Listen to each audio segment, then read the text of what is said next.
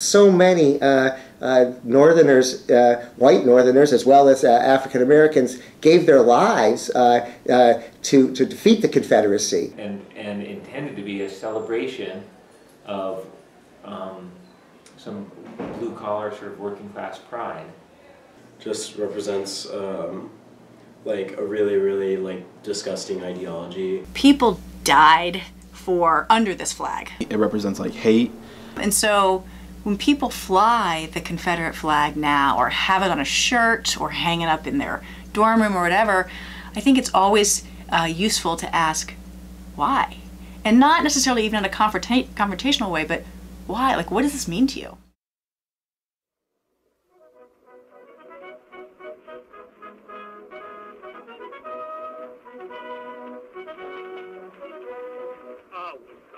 In the land of cotton, old times are not forgotten. Look away, look away, look away, Dixieland. In Dixieland, where I was born in early on one frosty morning. Look away, look away, look away, Dixieland. When I wish I was in Dixie, hooray, hooray. In Dixieland, I took my stand to live and die in Dixie. Away, away. Away down south to Dixie, away, away, away down south to Dixie. Oh, Mrs. Mary will the weaver, William Wall. Spearheading the change for the mascot change, it was a long process, but I guess it was rewarding in the end. It was definitely felt like there was a lot of pressure at times. It was definitely stressful at times. There was a lot of pushback, a lot of negativity from the community, and sometimes from other students. I think in the long run, definitely addressing the name change or like the mascot issue was like a positive thing, and it will definitely have like positive impacts as like time goes on. Because I really see it as like a first step in like South Burlington kind of combating racial issues in the community. I think my experience is probably really different from my white counterparts, just because like day to day, like not having to think about like race or racism is like a privilege I didn't have, and like that was like a pretty big. Like that's a pretty big weight to have, like that students of color always like kind of have in the back of their mind, and it really like shapes your experience. It shapes like the way you view things. Like there's definitely a big difference between the experience of white students and black students, or students of color in general. You know, I try to be very careful about what I do. I'm not a bad kid, you know, but I do, you know, when there's stuff that happens, you know, racially charged or whatever, or just, you know, incidents that get me frustrated, I always think about what will I be to this community now, you know, because in communities where there's little diversity, I could be the poster boy for every other black kid here. Right. I think I definitely have witnessed like discrimination against students of color at South Burlington. I think like, of course, like with most things, it's not like really overt or like even intentional necessarily, but it's like they're just in like the subtle ways like administration interacts with their black students, like subtly more harsh, like the way teachers like talk to their black students. Like a lot of times people don't even realize it, but there's like a discrepancy in the treatment there. Okay.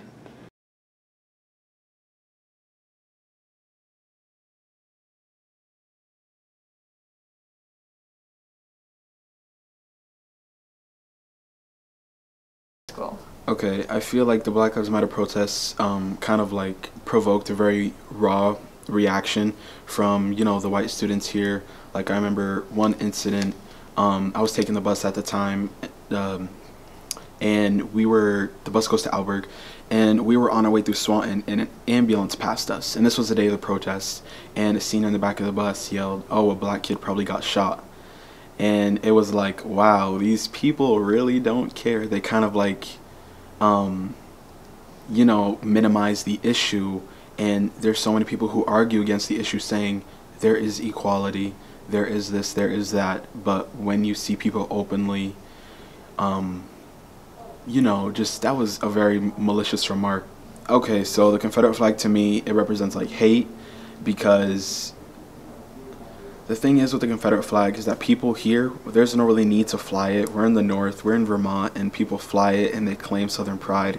But I know if you were to ask someone what Southern pride is, they would not be able to tell you, because it's just false. It's just a malicious excuse to fly the Confederate flag to disturb people who are, you know, minorities, specifically black people who are here, to make them feel unwelcomed, to remind them that they, you know, oppression is still here. There's still flags flying around, you know, the same flag that was waved, you know, during, you know, the Civil War to preserve slavery. For me, the Confederate flag just represents like a really, really like disgusting ideology that was like present in the Confederate South, like during the Civil War period. Like, we can say that the Civil War was fought for other reasons, but we know, like, it's very obvious, like, there's lots of historical evidence that shows us that slavery, upholding slavery, was one of the primary reasons for fighting the Civil War. Like, it's not hard to see that. I would say it is very, very difficult to disentangle the creation of the Confederacy and the existence of the Confederacy for 4 years it would be very difficult to separate it from slavery. There are multiple documents, speeches given in very public places by Confederate politicians saying fundamentally what we are doing is we are responding to governmental overreach, you know, this crazy, scary Republican administration in Washington that is seeking to take away our constitutional rights to own slaves. They've got to finish the sentence, right? It's all about states' rights and trampling on the Constitution, but at the end of the day, the thing that they were most worried about was their constitutional right to be slave owners or to live in a slave society. What most people think of as the Confederate flag is the flag that has a red background with a diagonal cross made of blue with stars on both parts of the cross. That's the Confederate battle flag, which has become synonymous with the Confederate flag. It began as the flag that one Eastern Army of the Confederacy carried into battle after they realized that the flag they had carried into battle, which was the real Confederate national flag, looked too much like the United States flag. And so it was confusing during battle. Battle flags are a very practical thing. You carry them into battle so you know who your enemy is and who your friends are. Some generals got together and said, we need to create a standard battle flag. And they did, and they came up with this design, and the design that everyone thinks of now as the Confederate flag. Long story short, that flag not only became extensively used through the military, but then because of the military's success and because of the love that Confederates had and the sort of the dependence they had on the military, because really the Confederacy only existed when its military was doing well, the Confederate battle flag became part of the Confederate national flag, like the parade flag, the peace flag, the flag that would be flying over the Confederate Capitol and over Confederate government buildings. Really, the Confederate flag was not used very much beyond family and small community celebrations for the first few decades following the Civil War. People were distraught, they were conquered, they needed to get on with the business of life, that you would see Confederate flags sometimes being used at Confederate veterans reunions or at memorial services for people. I would argue that our conversations about the flag really date to 1940s, particularly 1948, and the rise of the Dixiecrat political movement. American politics in the post-war period became quite divided. As civil rights were being advanced in the post-war period, many white Southerners and white Southern politicians were quite upset And there was a famous walkout during the 1948 Democratic Convention, and Southern white delegations from the states that had essentially composed the Confederacy walked out, and then they held their own convention, nominated Strom Thurmond, and they were emphasizing states' rights. And that's really when you start to see the proliferation of the flag, Confederate flags, as an emblem of this sort of states' rights tradition, linking this tradition with the Confederacy. And so that's a pivotal moment, I think. The Klan, the first iteration of the Klan that developed immediately after the Civil War, they used the flag, but it was actually the 20th century iterations of the Klan in the 19-teens and 20s, and then again in the post-World War II period, where we see the use of the Confederate flag as a symbol for what the Klan was trying to do in America. And here we see it most in response to federal legislation. Again, something the federal government is doing that people don't like, related to civil rights. And the first time you see a big resurgence of Americans' use of the Confederate flag is following the Brown versus Board of Education Supreme Court case in 1954. As the civil rights movement started to focus not exclusively on the American South, but on northern practices, particularly in housing, American northern cities oftentimes were very divided by race, and whites tried to protect and defend communities from the entrance of African Americans. And not surprisingly, in that context, in the 1960s, you do find white resistors in the North to what they see as civil rights advances, using the Confederate flag. Is quite ironic, but as a form of their resistance. So people have the right to display offensive symbols like the Confederate flag in private, on their property, in public. People have a First Amendment free speech right to do that. But that's different than asking whether somebody has a right to bring a symbol like the Confederate flag into a public school. And there the analysis changes a little bit. Schools generally can't censor people for political messages. So if a student comes in with a political message on their t-shirt, the school can't censor that unless it is found to be disruptive of the educational environment, the educational process. And a lot of people recognize, I think a growing number of people recognize that the Confederate flag is disruptive of the educational process. And that's because the Confederate flag is a symbol of racism and hatred and bigotry and violence. Going back to the founding of the country and up until the present, it's a symbol of white supremacy. And so it stands to reason that that would be disruptive of the educational process, and that's why schools can censor or prohibit a symbol that otherwise people would have the right to, and do have the right to wear. People do have the right to fly the flag outside of school, but not in school. For some of our students, I think in country music, Confederate flag is a symbol and intended to be a celebration of some blue-collar sort of working-class pride. And there's nothing wrong with some working-class pride. The reality is, given its historical context, the Confederate flag is a symbol of much more than that. And it's challenging to make the conversation about sort of, when we look at symbols, we have to understand their full historical context and understand that regardless of what we mean by those symbols or words, every time we use them or portray them or display them, they carry all of that historical context with them. We don't get to pick and choose which parts of the historical context they represent. Early on, probably 15 years ago, I can remember a couple of students having Confederate flag belt buckles, which was pretty subtle but noticeable. And more recently, we've had like the giant Confederate flags off the back of pickup trucks. I can remember the conversations when we've added that to the dress code, in that language.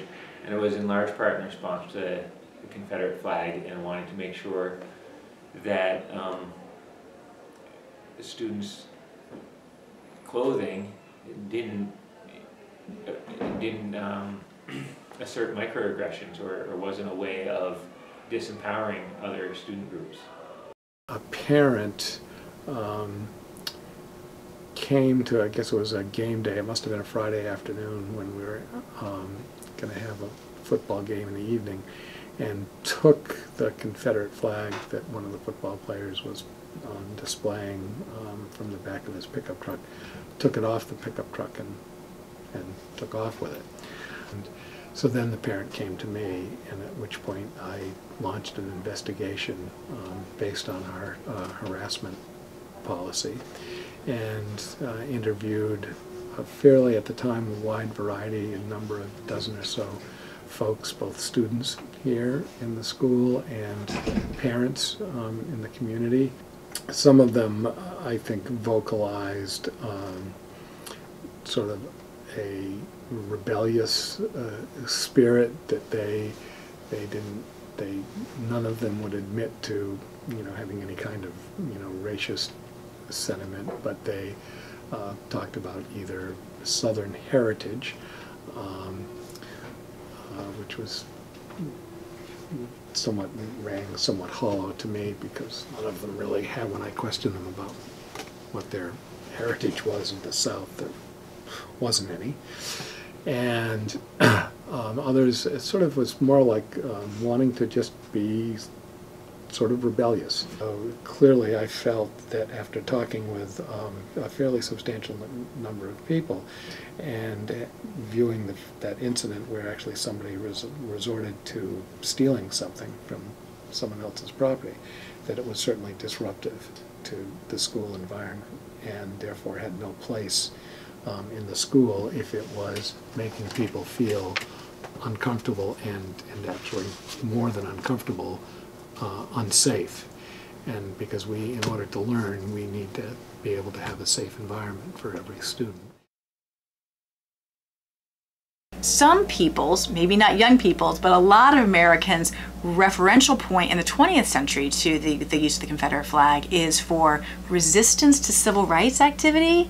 That creates a challenge for those who want to repurpose it in the 21st century to say, that's not why we're doing it, and the Confederate flag means something else to me. Well, they're going to have to explain what that means. And even using the phrase, the Confederate flag, to describe this emblem that they're flying or wearing is itself connecting it back to a specific moment when it was used for a specific purpose. So I would say the onus is on the people who are using it to very fully think through why they're using it and to explain in great detail and with great sensitivity to others as to why they're doing it, because the historical references are painful for many Americans.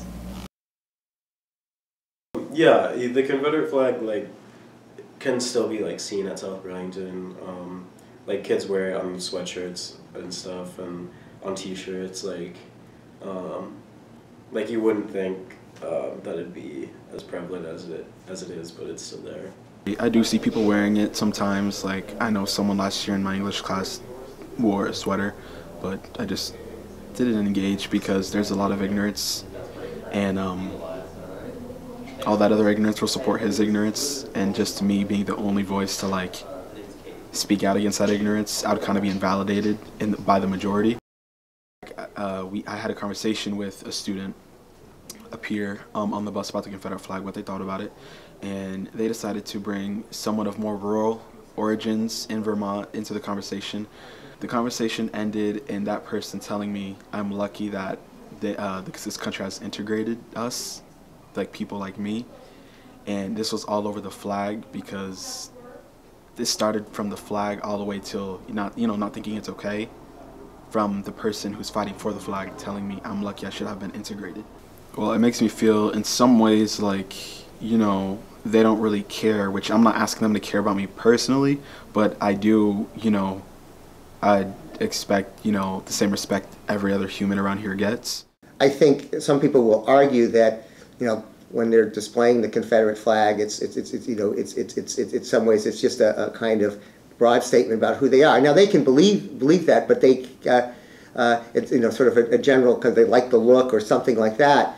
But you also have to be cognizant of this broader history and recognizing that that is not how the flag has been viewed historically by large numbers of people, and even today by people who will say the Confederate flag is an emblem of the Confederacy. The Confederacy stood for white supremacy. White supremacist trends are very prominent throughout the 20th century. Even in our own time, we are grappling very much with issues of race, inequality in our society. And so I do think you have to be mindful of that historical context. And I also think of William Faulkner's statement that the past is never dead.